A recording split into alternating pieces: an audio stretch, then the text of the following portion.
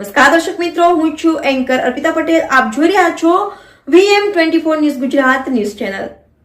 જોતા રહો ગુજરાતના દરેક જિલ્લાના ન્યૂઝ VM24 ન્યૂઝ ગુજરાતમાં.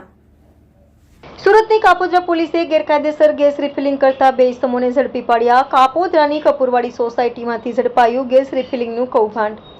સબસ્ટેશન પાસે આગ લાગતા પોલીસ ચેક કરવા પહોંચી હતી. દરમિયાન બાજુમાં આવેલ ગોડાઉનમાં ચાલતું હતું ગેસ રિફિલિંગ. આરોપીઓ મોટી ગેસ બોટલમાંથી નાની બોટલમાં ગેસ રિફિલિંગ કરતા હતા. કાપોદ્રા પોલીસે બે આરોપીની કરી ધરપકડ. કાપોદ્રા પોલીસે ગેસની નાની મોટી 36 જેટલી ગેસ બોટલ કબજે કરી. Reporter Arpita Patel, VM24 news Gujarat, Surat. Surat શહેરમાં ગેસ સર્વિસ સેન્ટરની આડમાં મોટા ગેસના બાટલામાંથી અન્ય બાટલામાં રિફિલિંગ કરવાની પ્રવૃત્તિઓ શોધી કાઢવા માટે અને આગના બનાવ બનતા અટકાવવા માટે માનનીય police commissioner Shri Anupamsinh Gehlot sir, special commissioner sector 1 sir તેમજ ડીસીપી ઝોન 1 સરના માર્ગદર્શન હેઠળ કાપોદ્રા પોલીસને બે ઈસમોને પકડવામાં સફળતા પ્રાપ્ત થયેલ છે.